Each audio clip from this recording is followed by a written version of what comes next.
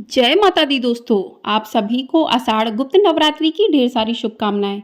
आप सभी पर मां भवानी की कृपा सदैव बनी रहे। आज की वीडियो में आप सुनेंगे गुप्त नवरात्रि के दूसरे दिन मां तारा देवी की कथा। तो वीडियो को पूरा जरूर देखिएगा। गुप्त नवरात्रि के दूसरे दिन मां तारा की पूजा करने का नियम है। मां तारा देवी जीवन में आने वाली सभी विपत्तियों, आकर्षण और संकटों से छुटकारा दिलाती हैं। मां तारा की साधना पूर्ण रूप से अघोरी साधना होती है। मां तारा की साधना करने से मनुष्य को लौकिक सुख के साथ शांति और समृद्धि भी प्राप्त होती है। देवी तारा अपने सभी भक्तों और उपासकों को भी की सभी मनोकामनाओं को पूरा करती हैं।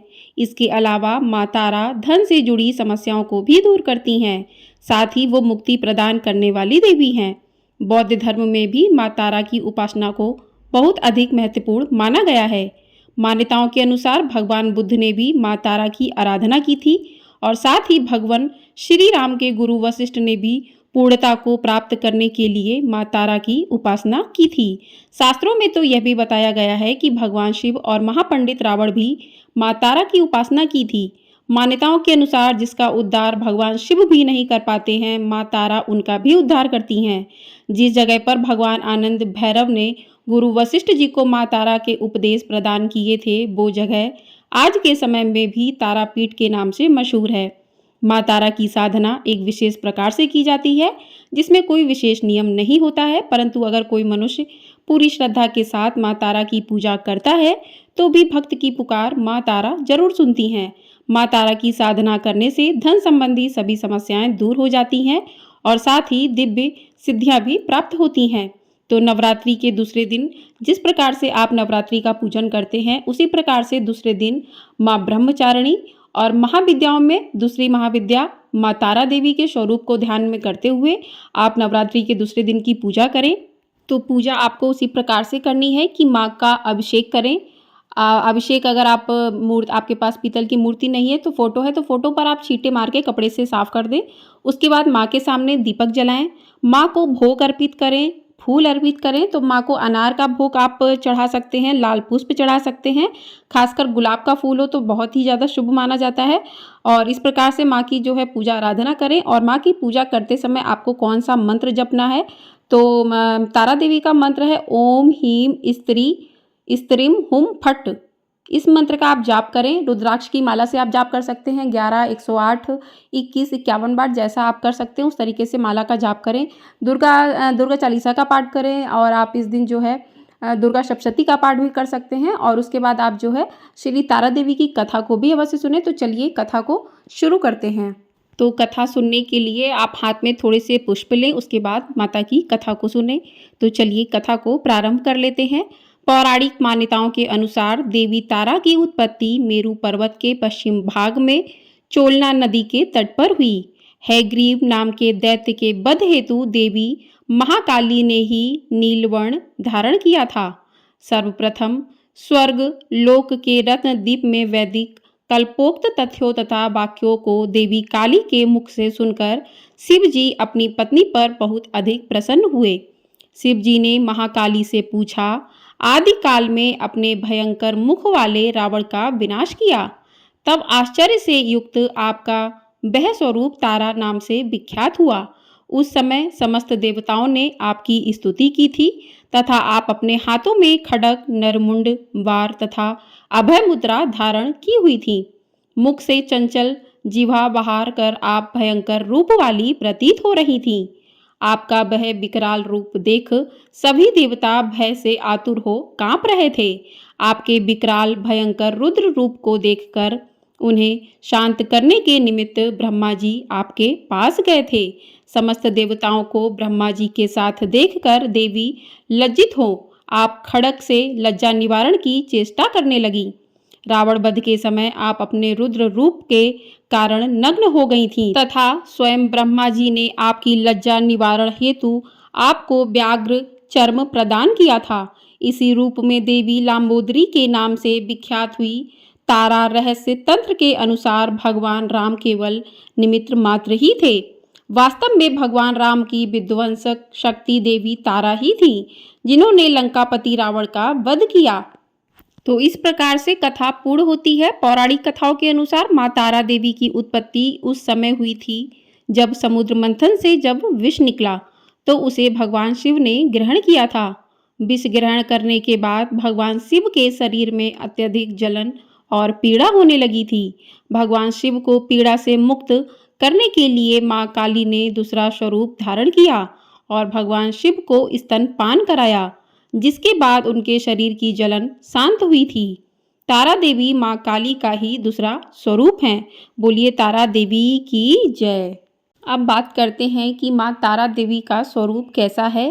तो माँ तारा के स्वरूप की बात करें तो इनका रूप माँ काली के समान ही है। माँ तारा नीले वर्ण की हैं, जिसके कारण उन्हें नील सरस्वती भी कहकर बुलाया जाता है। बंगाल स्थित तारापीठ में माता सती के नेत्र गिरे थे, इस कारण से उन्हें नयन तारा भी कहा जाता है। कहते हैं कि तारापीठ वही स्थान है जहां महर्षि वशिष्ठ ने देवी तारा की उपासना करके सिद्धियां प्राप्त की थीं। अन्य पौराणिक कथाओं में माँ तारा का एक नाम एक जटा और उग्र तारा भी बताया गया है। सिर के मुकुट पर अर्ध चंद्रमा शोभा पा रहा है और माँ के केश खुले व बिखरे हुए हैं। माँ का मुख आश्चर्यचकित मुद्रा में थोड़ा सा खुला है। माँ हंसती हुई प्रतीत होती हैं और उनके गले में भगवान शिव के समान ही सर्प लिपटा हुआ है। माँ अपने 4 हाथों के साथ खड़ी नजर आती हैं। उनके एक हाथ में खड्ग, दूसरे में तलवार, तीसरे में कमल का फूल और चौथे हाथ में कैंची है। माँ के गले में राक्षसों के कटे हुए सिर की माला और कमर में बाघ की खाल लिपटी हुई है। माँ का यह भीषण स्वरूप भक्तों को अभय प्रदान करने वाला है। कुछ पौराणिक कथाओं में जैसे था स्वतंत्र तंत्र के अनुसार माँ की उत्पत्ति संबंधित यह कथा मिलती है कि माँ तारा का जन्म मेरु पर्वत के पश्चिम भाग में चोलना नदी के किनारे हुआ था। कहा जाता है कि हयग्रीव नामक दैत्य के वध हेतु देवी काली ने नीलवर्ण धारण किया था। एक अन्य ग्रंथ महाकाल संहिता के अनुसार देवी तारा चैत्र शुक्ल की अष्टमी तिथि को प्रकट हुई थी, जिसके कारण यह तिथि तारा अष्टमी के नाम से भी जानी जाती है और चैत्र शुक्ल नवमी की रात्रि को तारा रात्रि के नाम से बुलाया जाता है। तारा रहस्य तंत्र के अनुसार रावण वध में भगवान राम केवल एक निमित्त मात्र थे, जबकि वास्तव में भगवान राम की विध्वंस शक्ति देवी तारा ही थी। उन्होंने ही लंकापति रावण का भी वध किया था। तंत्र के अलावा माँ तारा की उपासना से उपासक का गुरु ग्रह भी मजबूत होता है। जो भी साधक हृदय से माँ तारा का ध्यान करता है उस पर माँ तत्काल प्रसन्न होती हैं। माँ तारा से संबंधित भगवान शिव का रुद्रावतार तारकेश्वर महादेव स्वरूप है। केवल हिंदू धर्म में ही नहीं बल्कि बौद्ध धर्म में भी माँ तारा का विशेष स्थान है। कहीं कहीं तो महात्मा बुद्ध को भी माँ तारा के रूप में चित्रित किया हुआ पाया गया है। तो माँ का स्वरूप कुछ इस प्रकार का है। आप दूसरे दिन माँ के इस स्वरूप को मन में धारण करके माँ के मंत्रों का जाप करें। माँ तारा देवी आपकी सभी मनोकामनाओं को पूर्ण करेंगी। गुप्त नवरात्रि का यही मतलब है कि आप इसमें जो भी पूजा पाठ करें, जो भी माँ का ध्यान करें, वो आपको गुप्त ही रखना है। यहाँ तक कि अपने परिवार के सदस्यों से भी उसके बारे में बातचीत नहीं करनी चाहिए। अगर आप ऐसा करते हैं तो आपके व्रत का प्रभाव कम हो जाता है और आपको उसका पूर्ण फल प्राप्त नहीं हो पाता है। इसीलिए ये गुप्त नवरात्रि आते हैं कि इसमें साधक गुप्त तरीके से माँ को प्रसन्न करके अपनी मनोकामनाओं को पूर्ण कर सकता है और इसमें माँ देवी की, माँ भवानी की कृपा अपने साधकों पर होती है और सभी मनोकामनाओं को भी पूर्ण करते हैं। यहाँ तक कहा जाता है कि गुप्त नवरात्रि में यदि साधक पूरे सच्चे मन भाव से गुप्त तरीके से माँ की आराधना पूरे 9 दिन कर लेता है तो 9 दिन होते होते ही भक्त की जो मनोकामना है वो पूरी हो जाती है। तो यदि आप भी व्रत कर रहे हैं तो अपने व्रत को गुप्त तरीके से ही करें, उसका शोर शराबा या दूसरों को ना बताएं। आपको ये जानकारी पसंद आई हो तो वीडियो को लाइक कर दीजिएगा। आपका एक लाइक हमारे लिए बहुत अधिक महत्वपूर्ण होता है। आपको हर रोज़ पूरे 9 दिन 9 महाविद्याओं की कथा, मंत्र और पूजा विधि के साथ वीडियो मिलती रहेंगी। तो चैनल को यदि आपने सब्सक्राइब नहीं किया है तो चैनल को भी सब्सक्राइब कर लें।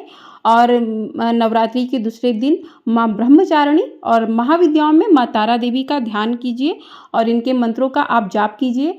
माँ देवी की कृपा आप सभी के लोगों पर पड़ी रहे और आपकी मनोकामनाओं को भी माँ देवी तारा पूरी करें।